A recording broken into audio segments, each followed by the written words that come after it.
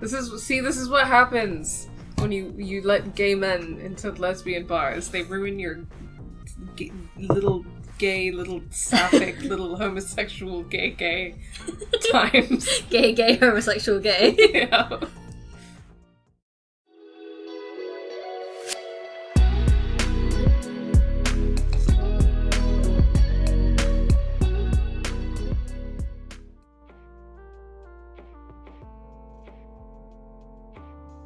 Let's do this. Actually, interestingly, do we see their sexuality in their like character profiles? I don't think we did. Actually. I don't think so. Like Imhari specifically made a joke about lesbians, which kind of gives it away, and we know from Inaya's character design, but it's never explicitly stated. Yeah. Swooned at the lesbian bar, written by Rami Blackwood. Content warnings. Alcohol, suicide mention, NSFW. The flame emojis. Okay, might have to do some creative editing here, depending on how NSFW... Oh my god, this bartender's hot. That'll be $12. You freeze. It's loud in here. You absolutely had to have heard wrong. How much? $12. 1 dozen American dollars. Oh my god. For a gin and tonic. Inaya, don't be cheap. Just pay it. Oh my god. Shut up. Cheap? $12? The bartender raises a heavily pierced eyebrow at you. They have clearly had this argument before. Cocktails are $12. Okay, slow down. A gin and tonic is not a cocktail. A gin and tonic is what you drink when you're trying to watch your carbs while all your friends drink margaritas. Are you trying to watch your carbs? No, I just wanted a fucking gin and tonic. You sigh and slide the bartender a 20. Keep the change. You regret it instantly. Money doesn't grow on trees, but at least the bartender looks slightly mollified at you being a Karen at him over a sticky nightclub bar. Because that's where you are. It is once again Friday night, and Alex has dragged you out to party with some friends. You know that pretending you don't know anything about nightclubs is pretty passé at this point, but you aren't pretending. You legitimately have been to one club in your life when you were underage and therefore jittery all night that someone was going to come up to you and demand your birth certificate. The struggle. This place is relatively new, but it still has an air of grunginess too. That's probably deliberate. The music is too loud, which is an old man thing to say, but it's true. And everyone here smells like a combination of armpit and body spray. I just realized, have we checked out the phone? The little phone icon in the corner? I think we checked it out before and it had some like coming soon elements. Fish? I'm sorry, is there a fishing minigame? There is a fishing minigame! Fishing minigame? Oh my gosh. And then do you think... Oh wait, no, because we haven't even unlocked Isabella yet. Or Malik. No, we haven't Malik. But go fish or wish? What? Fish.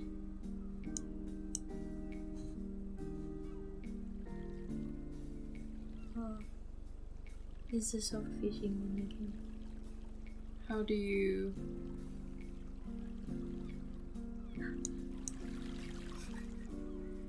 Oh my god. It's so cute! A catfish! Oh my god! Achievement unlocked, fish fear me. And it got us, like, currency. What is the wishing? Upgrade rod. Wish. How dare they do this? Oh, okay, so you can unlock stuff. That's cool. What else is on the phone? I can't believe there is this kind of jokey rule that a game can't be a good game unless you can fish in it. So I'm glad that they put fishing in it, probably for that reason. Yeah. I had no idea that there would be like little mini games. Yeah. Gallery settings, and that's probably transcript, I imagine. Right, okay. And then some stuff coming soon. Yeah. Okay. Camera, something else. Maybe that's Bitter and Instagram. Oh, maybe. Maybe. You'd have thought a lesbian club would smell slightly less like a middle school girl's locker room, but actually you have no idea why you thought that. That makes perfect sense.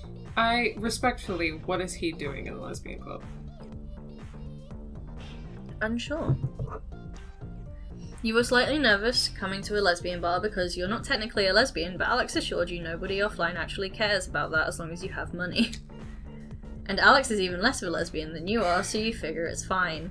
I would say, as a lesbian, I think it depends on a lot of things, but in the context of lesbian bars, I would say that is a space where I'm perfectly comfortable to have other sapphics. Oh yeah, definitely. But not men. Yeah, like it's not, if it's not specifically like a lesbian social, whereas if it's a gay bar in the sense of other gay bars, but it's a lesbian bar. It's a sapphic bar. Yeah, and it is not the same, and I think it's really important to say this, it is really not the same as like a gay bar, because like in the sense that so when we're talking about like whether or not straight people should be allowed to go to gay bars, that's a different conversation. But when we're talking about whether or not lesbians and sapphics should be allowed to go to gay bars, LGBT plus spaces are generally male dominated. Yeah. And men are generally, like, especially cis gay men and like cis gay men are like the privileged group in our community.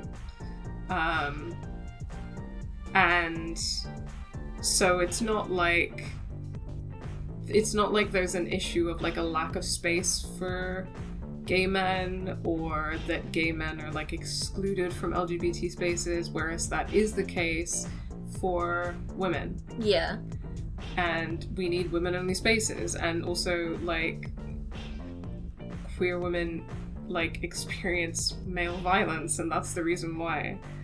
And not just like the issue of a lack of lesbian space and like exclusion, but also the very real threat of male violence. The whole idea is to have a safe space for lesbians and sapphics, right? So it's not comparable, and I think that's really important to say. Yeah. So that's kind of why I feel really like, I'm like, why is he here? Yeah. Like, I would not be okay with that. I'd be like okay with Inaya, but... If I went to a trans-specific club, I would feel very uncomfortable if a cis person showed up. Yeah. Yeah, and I think I guess it's a similar logic. Like, it's a fucking lesbian club. It's like a safe space from men. Sorry. But that's what it is. It's a safe space from men. I think like part of people's like issues with arguing that is probably something to do with the sort of co-option of gay as a term of like the entire LGBT community. So like GAY is not a gay men's club, it's an LGBT club, but you call it a gay bar. Yeah, I mean, there is like no lack of gay men specific space. No, exactly. I was just thinking about it. I was like, there are definitely like cruising zones in various places that are gay men specific. Yeah. People just don't talk about them as much because of how male dominated all of the LGBT community ones are anyway. Yeah, exactly. So I don't know, I guess for this situation, Inaya, 100% this is a space for someone like them, but this is not a space for someone like Alex. Yeah. So I don't know. I don't super, like, I don't know how to feel about him. I don't super love him. No, I don't really know what the vibe is. No. First I thought it was hot, but now I'm like, he seems like a bit of a dickhead. Yeah. What do you think? You take a tiny sip of your gin and tonic. This thing cost you like twice the national minimum wage. You're taking your time with it. It's depressing. Yeah. Not bad. I mean, I've been to worse clubs. Have you really? I mean, yes, I've been to one club and it was in fact worse than this. Alex laughs and shakes his head. He's drinking something you think might be an appletini. You've never actually seen anyone drink an appletini in real life. Usually it's just gay guys drinking them on network TV. In fact, most of your experience with nightlife has been through media consumption. You've always really liked bar and club scenes in books and movies, just not in real life. That's kind of relatable. I'm gonna go find Belle and Simon. I lost them over by the bathroom. I'll stay here. Will you be okay on your own? No, I'm a tiny baby. I kind of want to be a dick to him and say, no, I'm a tiny baby. Yeah, I mean, I feel like both are snarky Yeah. remarks. I don't know that this makes a huge difference, No. I imagine. So, yeah. No, I'm a tiny baby. I'll come with you. No, Oh. that's not what I meant. To the bathroom? Oh, sorry, I read your line. It's No, okay. I didn't realize that would be a No. decision. To the bathroom? I thought you were just looking for Belle and Simon. Yes, but I'm going to the bathroom too. Aren't they gender neutral? Inaya, do not follow me to the bathroom. Fine. Alex shakes his head and eels through the crowd, his broad shoulders swallowed up in the press. Once he's out of sight, you let yourself lean back against the bar.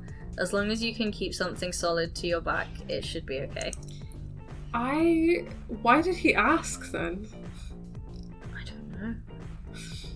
Your issues with crowded spaces don't extend so far that you can't have a normal night out with your friends.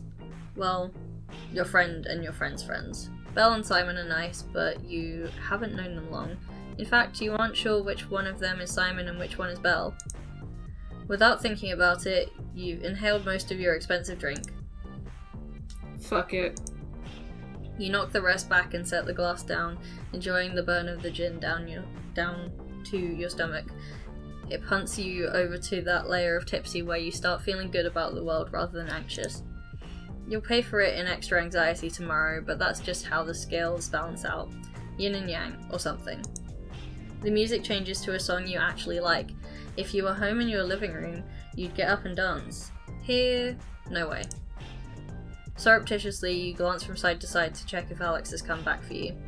You told him you don't mind being on your own here, but now that you've finished your drink, you're just propping up the bar like an asshole.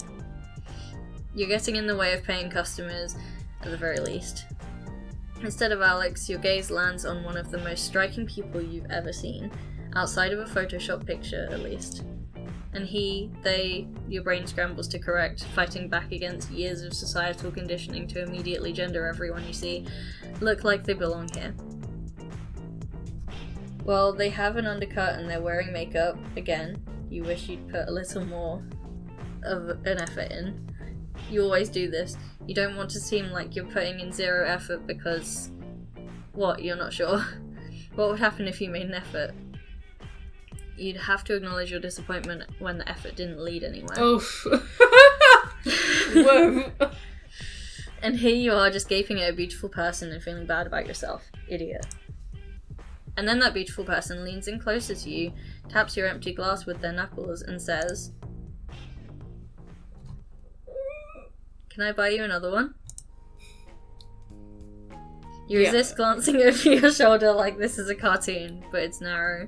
They couldn't be talking to anyone else. They are looking straight at you. Yeah, Amari's hot. Yeah. They're $12. They laugh. Pretty standard for this part of town. Gin and tonic? You nod. The person flags down the bartender way faster than you did, standing up on their tiptoes and getting in their face. They turn back to you once they've put the drink orders in.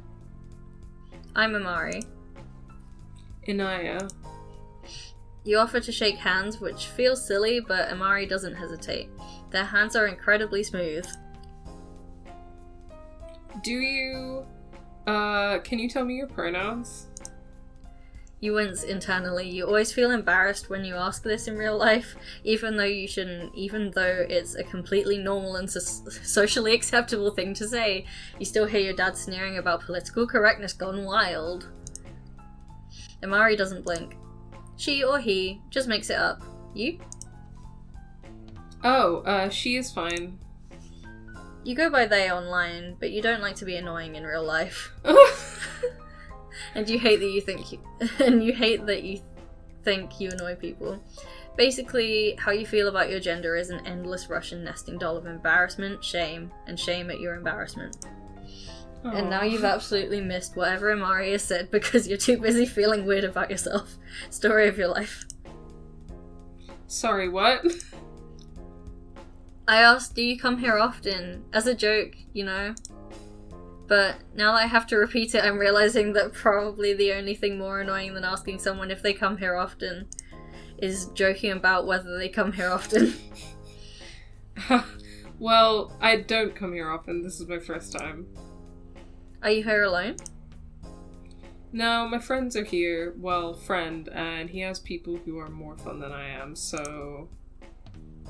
Well, that's his loss. I'm having a great time with you. Do you... Do I what? Come here often? The strobing, swinging lights highlight his cheekbones. He has a killer profile. More often than I probably should. The drinks appear on the bar top considerably faster than they had when you ordered for yourself, even though there were two. Well, Amari is just drinking something in a can, so probably not much of a pain to prepare. I don't know. What's the... I mean, I don't know. What's the, like, socially acceptable... What's the social I also protocol? don't really know what... I don't but know. As I'm seeing someone who drinks, I would, in this situation, probably ask what he's drinking so that I can buy the next round without asking. Right. So that, yeah, I don't... You can just casually buy the next round and be like, what are you gonna drink? Okay, sure. Okay. It's probably gonna be horribly awkward, but that's what I would do. What are you drinking? Is it LaCroix? That's a normal thing to ask, right? Oh, it's just seltzer. I don't drink. Oh, sick. Is it a religious thing, or you feel a little awkward? Chances are your drink costs him like 10 times more than his seltzer. Oh, sorry. It's okay. You pick up your glass and resolve to drink slower this time. You keep expecting for Amari to leave, but he bought you a drink. That means he's interested in you, right? Or maybe he was just being polite because you're so very obviously not in your element. You accidentally take another huge gulp of your drink. The lights are beginning to go streaky in the corner of your vision. Do you want to dance? Do you want to dance? I wouldn't have asked if I didn't want to. Okay, I guess. Fair warning, I am bad at it. Nobody is actually good at dancing to dance music. That's why it's all rhythm. It's the great equalizer. Are you a musician? No, I just like to dance. Come on. He drains his drink in one gulp, which you take as license to do the same. She's about half your size, but evidently he holds his liquor a lot better than you do. You clearly shouldn't listen to him when he says that dancing prowess doesn't matter. Of course it does.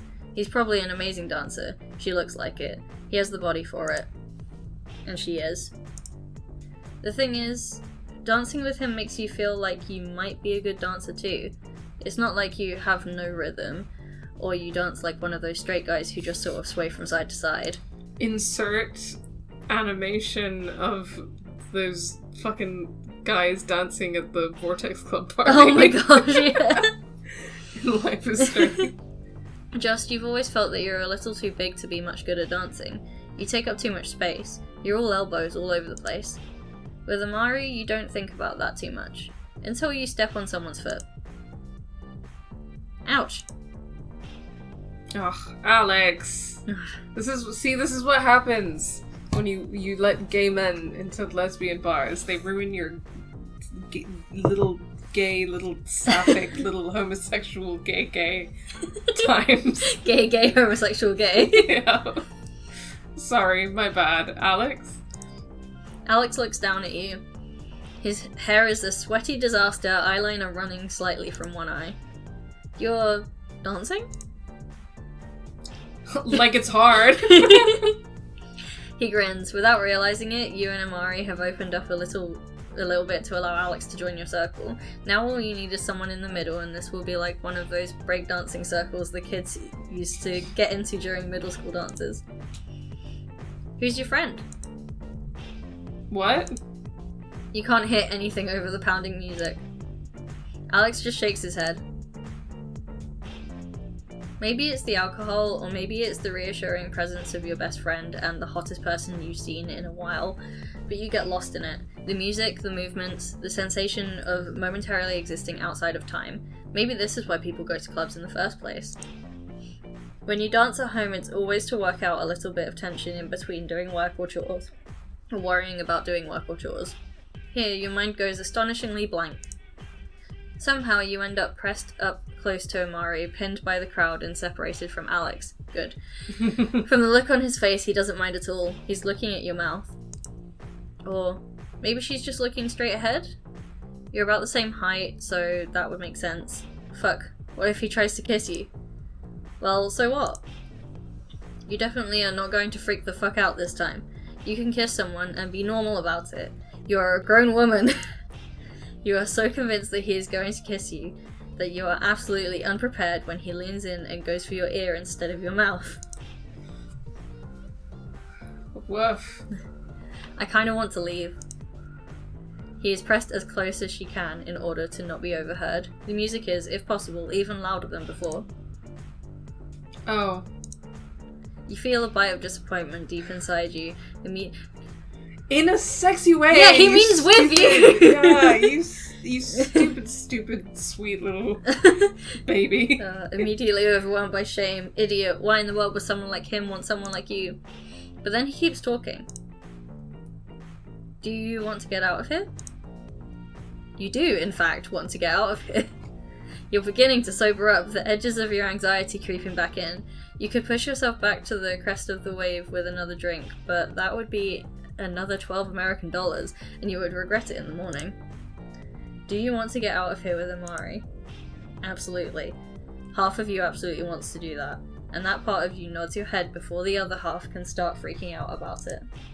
You grab up the last strings of your buzz and shoulder yourself through the seething crowd, trying to locate Alex to let him know that you'll be leaving with someone, and you don't need a ride home.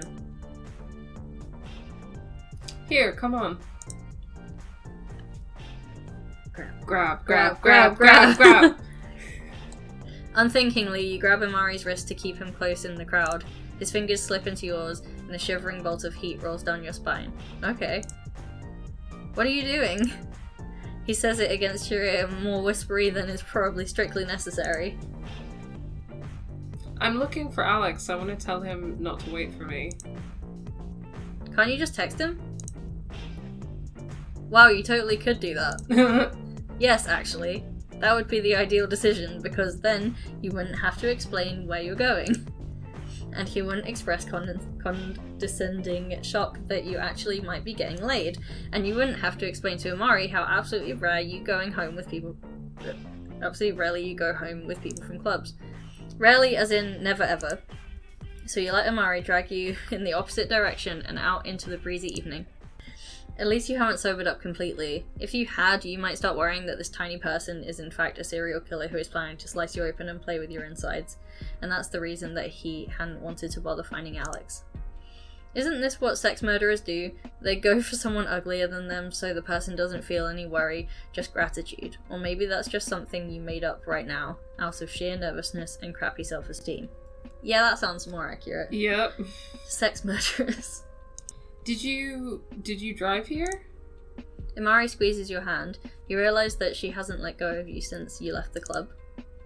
Yeah, but we should go to your place instead of mine. Well, that's slightly better, you think.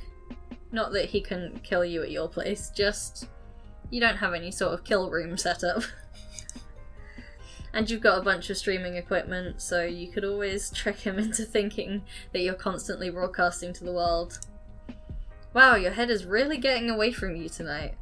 Your anxiety is fucking off the charts. Maybe you should tell Amari that you can't, that you're too much of an absolute freak. Why would he want to go home with someone like you? Other people do this all the time. Other people hook up and it's fine. You force yourself to breathe through your panic. There's absolutely nothing to panic over. You realise that Amari is still waiting for an answer, standing there with his keys in his hand. Right, he needs to know in which direction to drive. Sure, just, it's kind of a mess. I don't mind messy. Your face burns. Okay.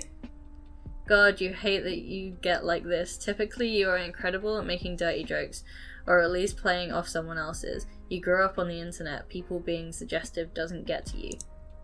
Well, it normally doesn't get to you, you think, as you slide into Amari's passenger seat. But this always happens. As soon as you get into a situation where it's not just fucking around, or not just flirting, you freeze up. You get virginal, even though you aren't. You've always been like this. You keep waiting for it to get easier, but it never does, not really. Sometimes you wonder if you're ace, but you don't really think it's that. There's never been a single part of you, your gender, your sexuality, your fucking national identity, that can be put in a single box, or given a simple label.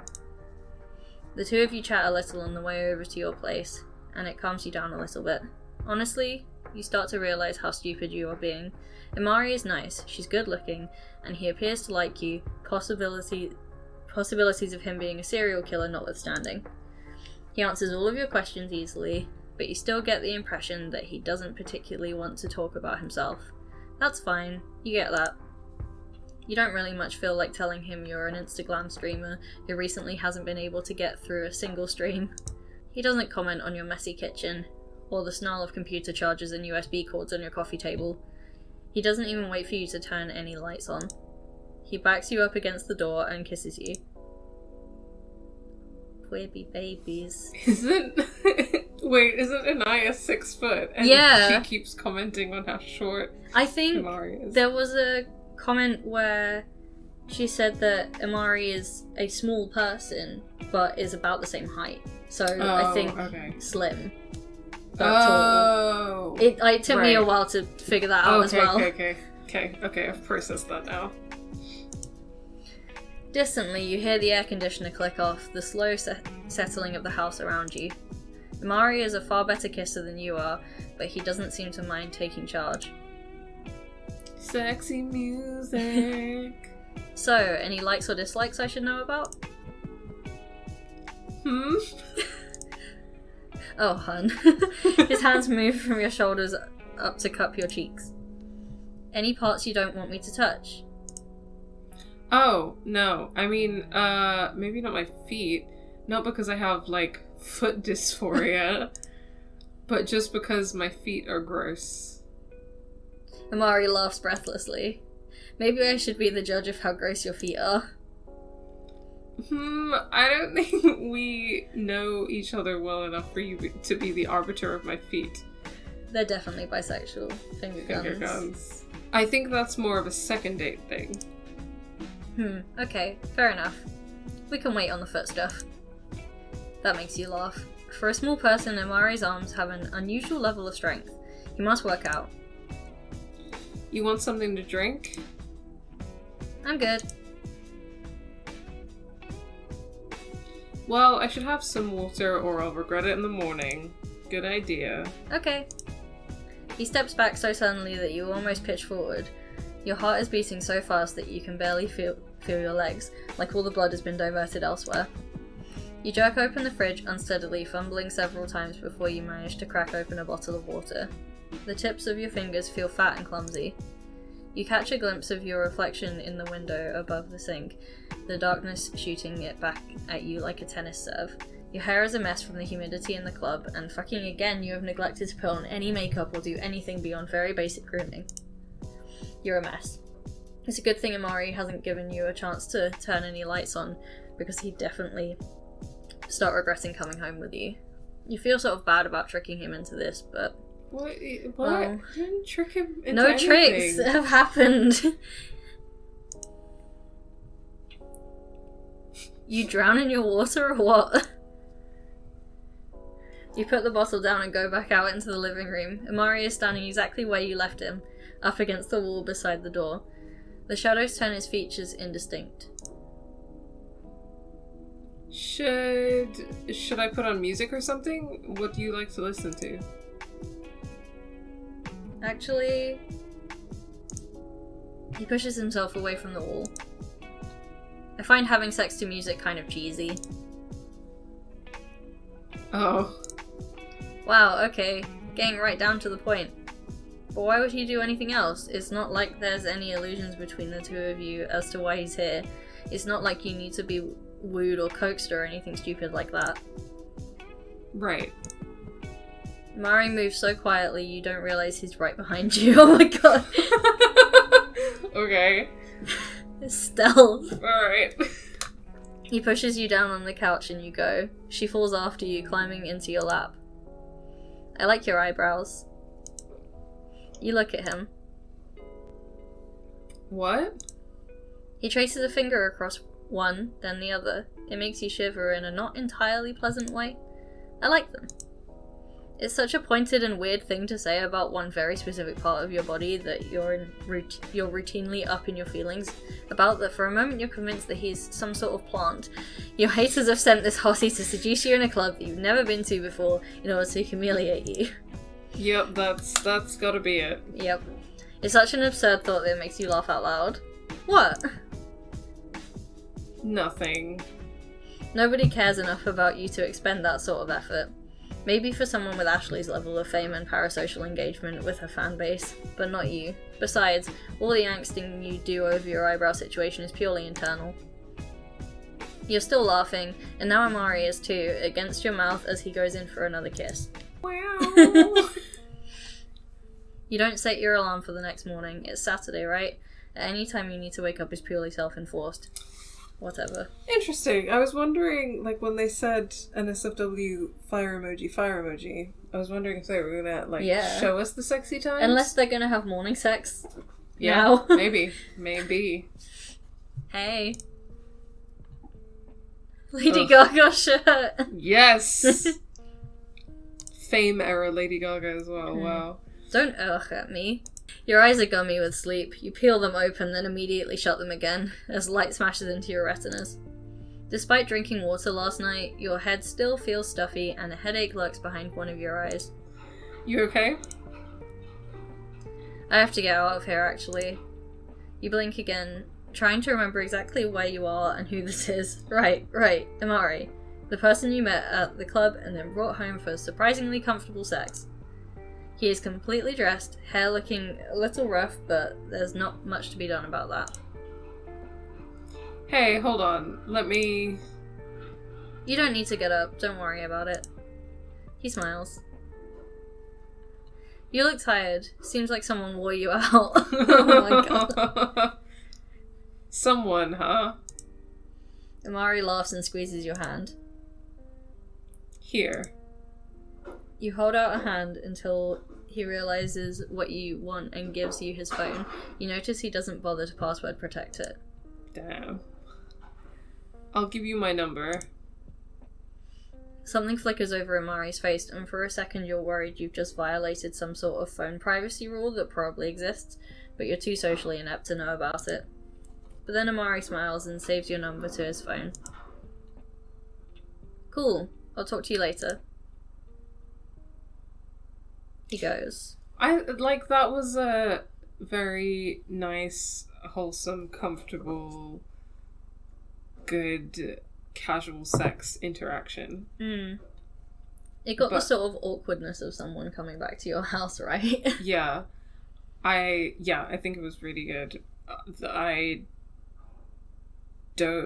It will be interesting to see what happens next, because I feel like Amari is giving off the energy of someone who has casual sex often but didn't want to have personal conversations, which is totally fine if that's, if that's your thing, if that is what you want, and if that's openly communicated.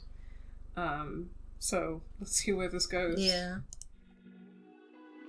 Thanks so much for watching this video. If you enjoyed it, please remember to give it a like and share your thoughts in the comments below. If you aren't already, remember to subscribe and hit that bell button to know when we upload next. On screen you can find this whole playlist for this Let's Play, and you can find a link to our latest video essay. If you like what you see, consider supporting us on Patreon. The link to our Patreon is in the description of every video. Thanks again so much for watching, and until next time, take care.